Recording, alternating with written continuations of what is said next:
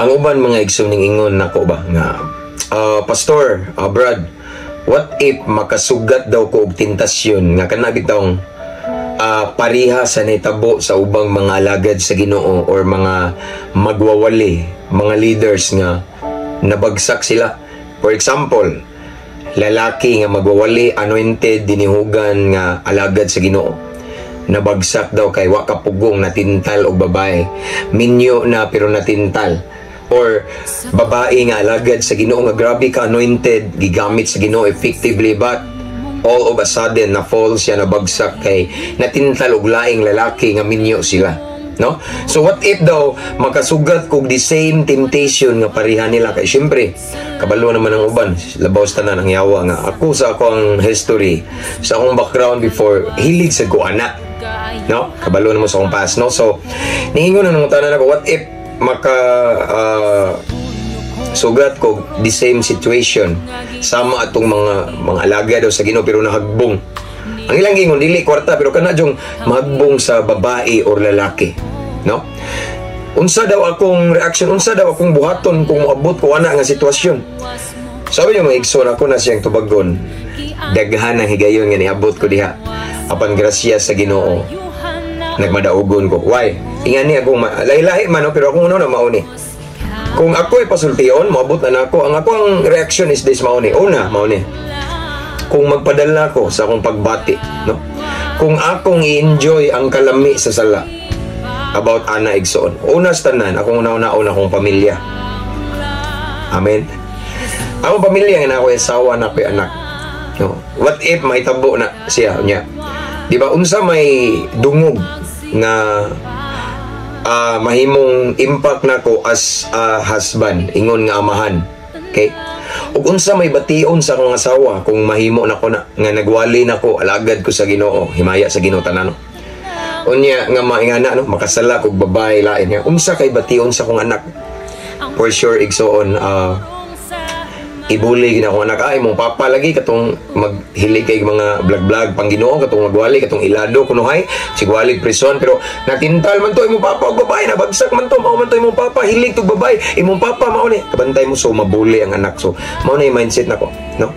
Mao na usa sa hinungdan igsoon grasya sa Ginoo nga even though honestly sa 12 years kapin ako sa ministry, nakasinati sa tugingan ng temptation, pero ang unahan akong gitan-aw unsa kay bation sa akong pamilya. Okay, akong anak nga may ngani niya, dakog posibilidad nga mabungkag akong pamilya tungod ana. Kunya dili ko makaset og good example, ingon nga leader, ingon nga magwawali, ingon nga alagad sa Ginoo kung makahimo ko ana. Yes, but pastor, di man ta perfect. Naam joy time, no? Yes, di ta perfect, pero natay self-control. Natay espiritu sa pagpugong sa kaugalingon nga usa sa bunga sa Espiritu Santo. Nga the more we are connected or we get connected to Jesus, nga maoy atong punuan, mo-activate jud na every time nga naay temptation igsoon, mo-activate ang self-control or pagpugong sa kaugalingon, no?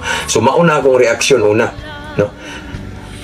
No? Akong una yani igsoon kung ako ni siyang patulan nga tentasyon, magunsa na akong pamilya, akong anak, akong asawa, akong nabitay na akong tanan ako ni Brad, akong ginan nga Brad, ingani man ko Brad, every time nga makita kong tentasyon sa regarding opposite sex, what I mean is babae, kay hilig mo kong babae sa una, bisag unsa pa na siya kagwapa, ka-sexy, kamaanyag, bisag tayo pa na ako na siya, ako na yung hunahunahon akong asawa, nga akong asawa may gihatag sa Ginoo nako, ug nga akong asawa may pinaka-gwapa, maanyag nga babae sa akong kinabuhi, kay siya may gihatag sa Ginoo. Mauna akong una, di na ako na ikabaylo kay kana kay gihatag ni Lord nako, perfecto na para nako, fit siya para nako, because I have a God that is so perfect. Unya tungod kay perfecto siya, wa siya masipyat paghatag nako anang asawa nako. Muna una-unaon, aside from that, di ba kung ingon anak nako igsoon, no? Pag mahitabo magaling nga ma-fall ko, unsa kay reaction sa akong anak luoy kay ibuli. Ngano makaingon mo ko ngano man. Kabalo naman mo igsoon nga usa ko sa motivational speaker, and then I've been in different places, nag-lecture ko og mga families, mga couples, and then daghan mga mi-approach na ko mga asawa bana unya mga anak nga let's say products sa gitawag og broken family kay tungod kay nakasala og adultery ilang mama or papa. Luig so luoy ang sitwasyon, mao na akong gipanaminan. Okay? Kung if ever mabagsak o ana. Okay? And then aside from that, igsoon maone, pinakabugat, si Lord, ang ministry, no? Amen? Magunsa na lang ko, no? Ingon nga alagad sa Ginoo, no? Unsa may akong ikatubang sa mga tao. Magbarog ko sa pulpit, magwali ko. There are so many times na nagsige kog preach, sige kog wali, daghan kayog mga tao, libo-libo, na nga daghang mga gibag-o sa Ginoo. Usa ko sa instrumento ni Lord nga gigamit para nila, no? Unsa ilang ikasulti nako? La di ba mao man na, di ba?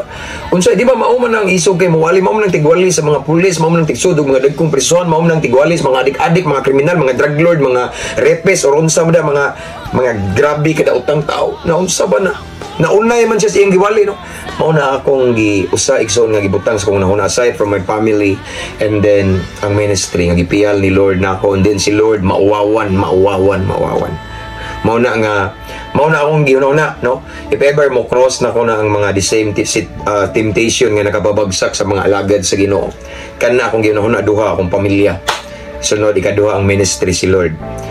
Para na ako igsoon, yes, di man kita perfecto, pero as what I have said, we are not perfect, but God gives us enough wisdom to kana bitang determine or to discern, or I mean is para mo timbang-timbang sa mayog dautan.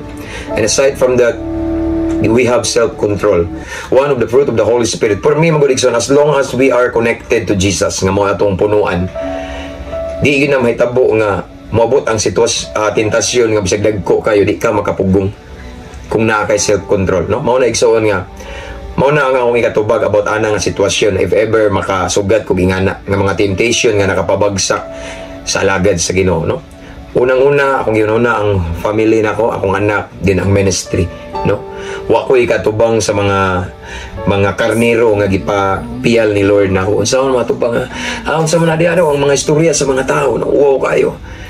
And aside from that, as what I have said, so, si Lord, no? Di ko gusto nga mahiubos, madismaya si Lord, no?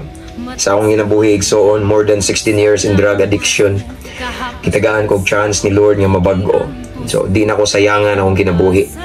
Akong panaad sa Ginoo, igsunuban sa tabang grasya sa Ginoo nga ang nabili na akong kinabuhi diri sa kalibutan akong i-offer niya.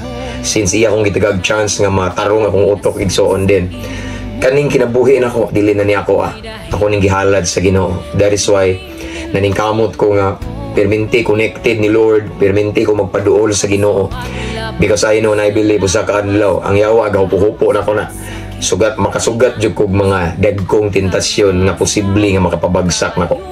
Pero akong kasing-kasing igsoon ako ipagtuo sa Ginoo nga di jud ko niya biyaan, di ko niya pasagdan, wala ko gidala sa Ginoo ani nga ministry, ani nga situation aron iyang pasagdan, kundi iyang grasya, iyang gahom, iyang dihog magauban na nako kanunay. Amen. So mao na akong ikasultig, so na akong ika-share about atong nangutana nga what if ba makasinati og the same situation, like what happened sa mga banggitang alagad sa Ginoo pero nabagsak kay natda or natintal. Amen. So to God be all the glory. God bless everyone.